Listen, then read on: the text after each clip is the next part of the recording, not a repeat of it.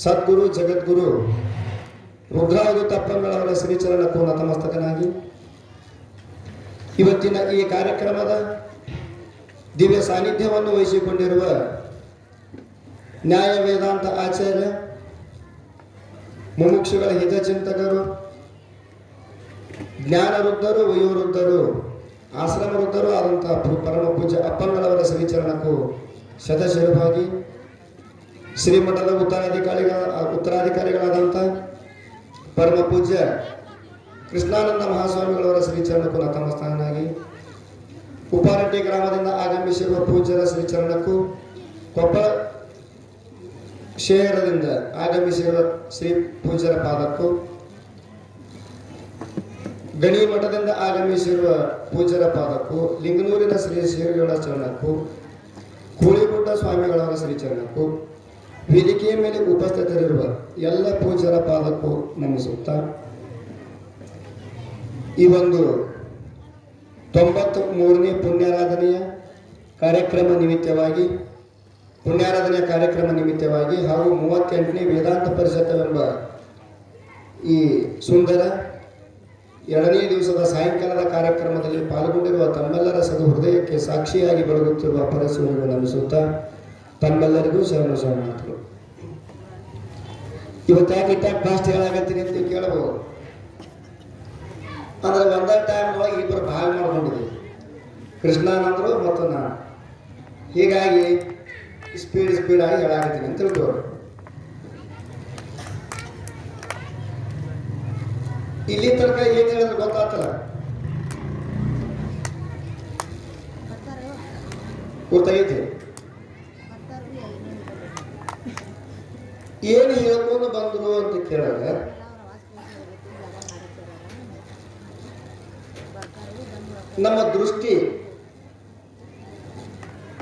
ನಮ್ಮ ದೃಷ್ಟಿಯನ್ನ ಹ್ಯಾಂಗ್ ಮಾಡ್ಕೋರಿ ಅಂತ ಕೇಳಿದ್ರೆ ಸೂಕ್ಷ್ಮವನ್ನಾಗಿ ಮಾಡ್ಕೋರಿ. ದೃಷ್ಟಿ ಹ್ಯಾಂಗಿರ್ಬೇಕು, ಸೂಕ್ಷ್ಮ ಆಗಿರ್ಬೇಕು. ಅದ ಹ್ಯಾಂಗ್ರಿ ಅಂತ ಕೇಳಿದ್ರೆ ಪೇಡೆ ಹ್ಯಾಂಗೈತಿ ಸಿಹಿ ಆಗೈತಿ. ಪೇಡೆ ಸಿಹಿ ಆಯ್ತು, ಅದ್ರಾಗ ಇರ್ತಕ್ಕಂಥ ಸಕ್ಕರೆ ಸಿಹಿ ಆಯ್ತು. ಮತ್ತೆ ಇರ್ತನಕ ಏನಂದ್ರೆ ಪೇಡೆ ಸಿಹಿ ಏನಂದ್ರೆ, ಈಗ ಒಂದು ಮಗುವನ್ನ ತಗೊಂಡು ತಾಯಿ ನಿಂತಿರ್ತಾಳೆ ಬಗಲಾಗ, ನಾವೇನಂತೀವಿ? ಆ ತಾಯಿನ ಆ ಮಗುವನ್ನ ಹೊತ್ಕೊಂಡು ನಿಂತವ್ರು ಯಾರು? ತಾಯಿ ಅಂತ ಕರಿತೀವಿ. ಆದ್ರೆ ಸ್ವಲ್ಪ ಸೂಕ್ಷ್ಮ ದೃಷ್ಟಿಯಿಂದ ವಿಚಾರ ಮಾಡಿದ್ರೆ ಏನಂತೀವಿ? ಆ ಮಗುವನ್ನ ಆ ತಾಯಿಯನ್ನ ಇಬ್ಬರು ಹೊತ್ಕೊಂಡು ನಿಂತವ್ರು ಯಾರು ಅಂತ ಈ ಭೂಮಿ ತಾಯಿ ಅಂತ ನಮಗೆ. ಅಂದ್ರೆ ನಮ್ಮ ದೃಷ್ಟಿಕೋನ ಹ್ಯಾಂಗಾಗಬೇಕು ಅಂತ ಕೇಳಿದ್ರೆ ಸೂಕ್ಷ್ಮ ಆಗಬೇಕು. ಈಗ ಎಲ್ಲಿಂದ ದವಸ ಧಾನ್ಯಗಳನ್ನ ತರ್ತೀವಿ ನಾವೆಲ್ಲ ಆಜುಬಾಜುದವ್ರಿಗೆ ಹೇಳ್ತಿರ್ತೀವಿ, ಅವನ ಅಂಗಡಿಗೆ ಕಿರಾಣಿ ಸಾಮಾನು ಇತ್ತು ಅಥವಾ ಅವ ಬಹಳ ಚಲೋ ಕೊಡ್ತಾನ ಅಂತ ಕರಿತೀವಿ ಅಂತಿರ್ತೀವಿ.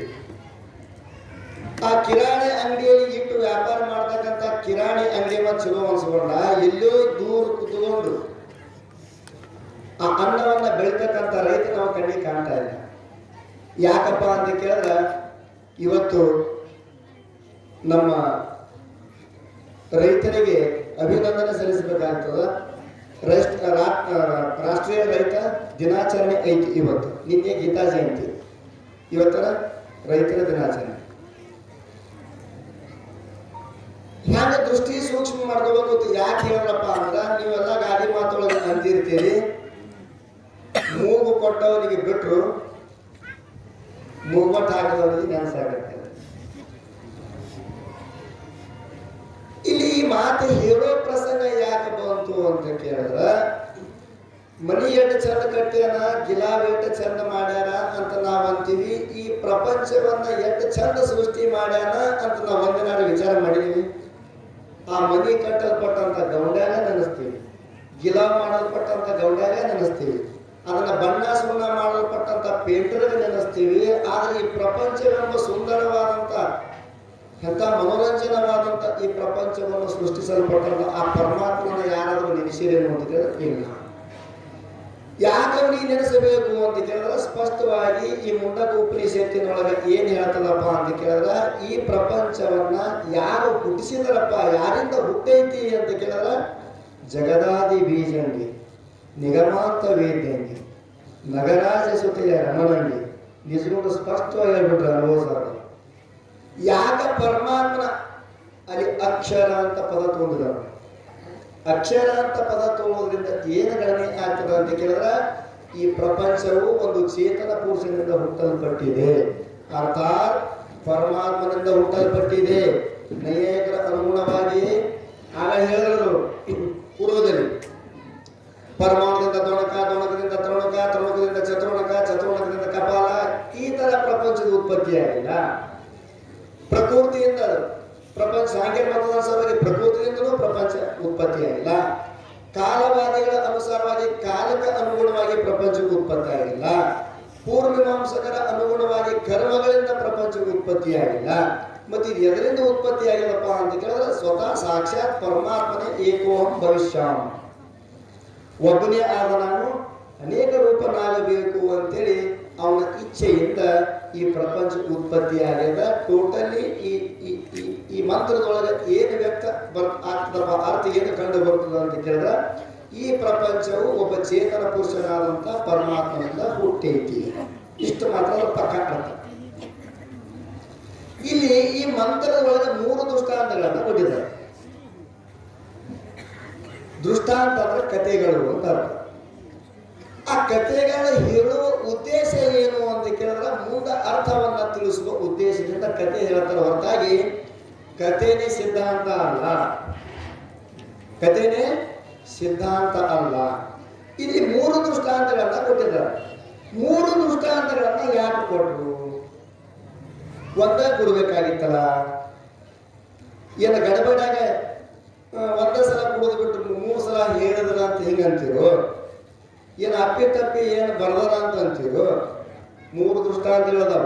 ಒಂದು ಜಾಡ್ಗುಡಿ ಹುಳ ಕಟ್ತದಲ್ಲ ಮನ್ಯಾಗ ಜಾಡ್ಗುಡಿ, ಆ ಹುಳದ ದೃಷ್ಟಾಂತವನ್ನು ಕೊಟ್ಟಾರ, ಭೂಮಿದ ದೃಷ್ಟಾಂತವನ್ನು ಕೊಟ್ಟಾರ, ಶರೀರದ ದೃಷ್ಟಾಂತವನ್ನು ಕೊಟ್ಟಾರ. ಪಂಡಿತ ಪಿತಾಂಬರೀಜರು ಅದಕ್ಕೆ ಬಹಳ ಚಂದ ವ್ಯಾಖ್ಯಾನ ಮಾಡಿದ್ದಾರೆ. 3 ದೃಷ್ಟಾಂತಗಳನ್ನ ಯಾಕೆ ಕೊಟ್ರಪ್ಪ? ಒಂದೇ ಕೊಡ್ಬೇಕಾಗಿತ್ತಲ್ಲ, ಉಭಯ ಪಕ್ಷ ಸಮತ್ವ ದೃಷ್ಟಾಂತ. ಇದಕ್ಕೆ ಅಂದ್ರೆ ಏನಂತಾರ ಅಂತ ಕೇಳಿದ್ರೆ ಇದು ಹಿಂಗಿರ್ತದಪ್ಪ ಅಂತ ಹೇಳಿದ್ರೆ ಮುಗಿತು. 3 ದೃಷ್ಟಾಂತಗಳು ಕೊಡುವುದಕ್ಕೆ ಕಾರಣ ಏನು ಅಂತ ಕೇಳಿದ್ರೆ ಪೂರ್ವದಲ್ಲಿ 1 ದೃಷ್ಟಾಂತಕ್ಕೆ ಉತ್ತರ ಅಣ್ಣ ಹೇಳಿದ್ರು, ಇನ್ನು 2 ನನ್ನ ಪಾಲಿಗೆ ಉಳಿದವು. ಮೊದಲನೇದು ಏನ್ ಹೇಳ್ಯಾರಪ್ಪ ಅಂತ ಕೇಳಿದ್ರೆ ಪ್ರತಿಯೊಂದು ಕೆಲಸಕ್ಕೆ ಇಬ್ಬಿಬ್ಬರು ಬೇಕಾಗ್ತವ, ಆದ್ರೆ ಪ್ರಪಂಚ ಹುಟ್ಟಿಸೋದಕ್ಕೆ ಇಬ್ಬರು ಬೇಕಾಗಿಲ್ಲ, ಒಬ್ಬನೇ ಇದ್ರ ಆಗ್ತದ. ಪ್ರಪಂಚ ಹುಟ್ಟಿಸೋದಕ್ಕೆ ಪರಮಾತ್ಮ ಒಬ್ಬನೇ ಇದ್ರೆ ಸಾಕು, ಅವನಿಗೆ ಅಭಿನಯ ನಿಮಿತ್ತ ಉಪಾದಾನ ಕಾರಣ ಅಂತ ಹೇಳ್ಕೊಂಡ್ರು.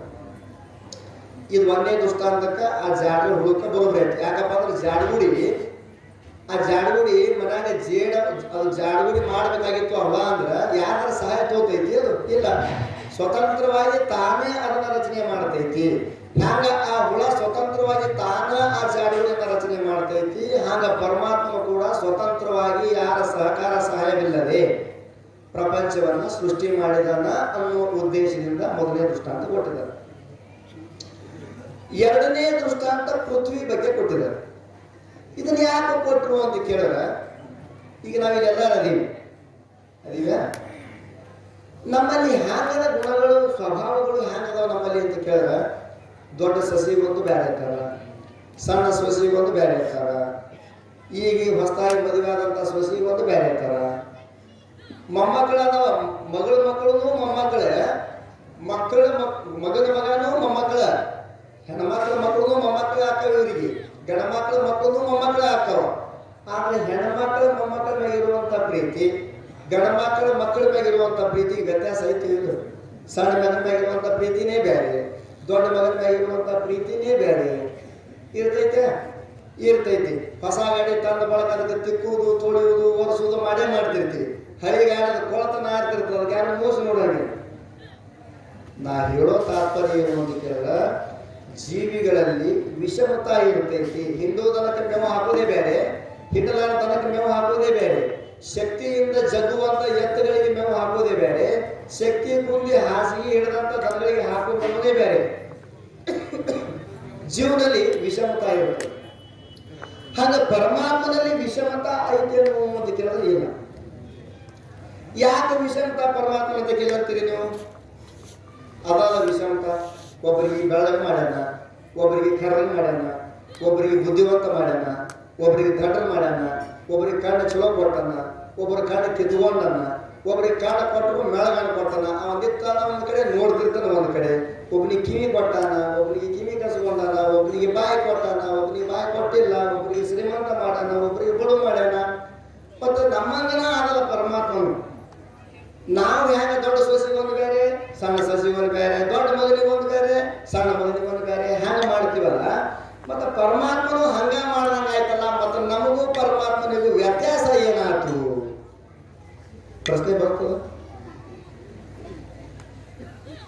ಇದಕ್ಕೆ ಉತ್ತರ ಹೇಳ್ತಾರ, ಹಿಂದ ಮಾಡಿದ ಪುಣ್ಯವು ಇಂದುಂಡುಣಬೇಕಾತ್ಮ, ಹಿಂದ ಮಾಡಿದ ಪುಣ್ಯವು ಮುಂದುಂಡುಣಬೇಕಾತ್ಮ.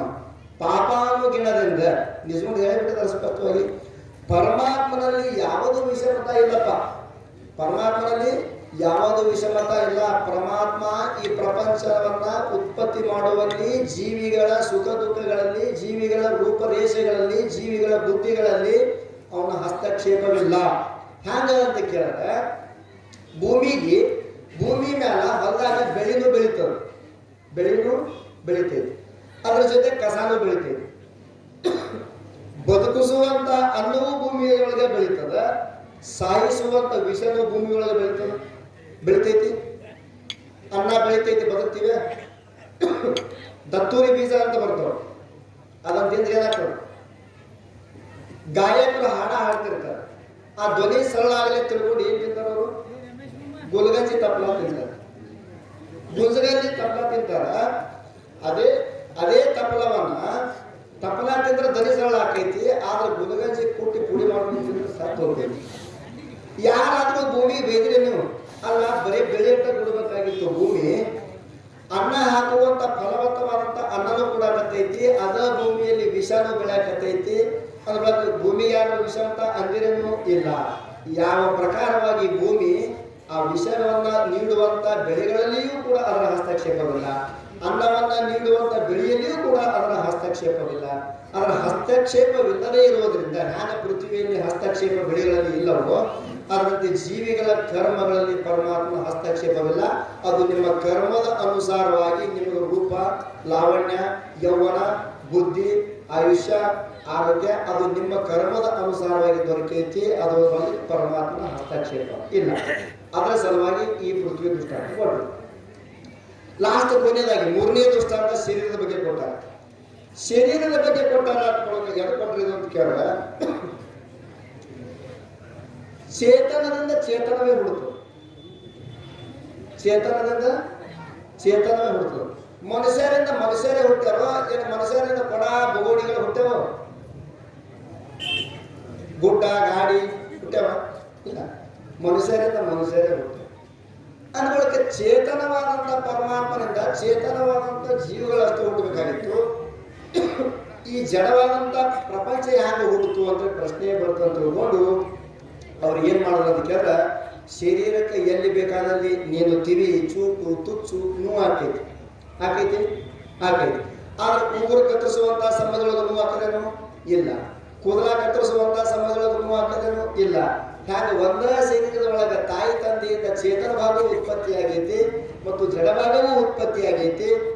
ಹಾಗೆ ಒಬ್ಬನ ಪರಮಾತ್ಮನಿಂದ ಈ ಸೃಷ್ಟಿ ಜಡಚೇತನದಿಂದ ಉತ್ಪತ್ತಿ ಆಗಿದೆ ಅಂತ ಹೇಳಿ ನನ್ನ ವಾಗುರೂಪಿ ಸೇವೆಯನ್ನು ಗುರುಪಾದಕ್ಕೆ ಅರ್ಪಿಸಿ ನಾನು ಅವನಿಗೆ ವಿರಾಮ ಕೊಡ್ತೀನಿ.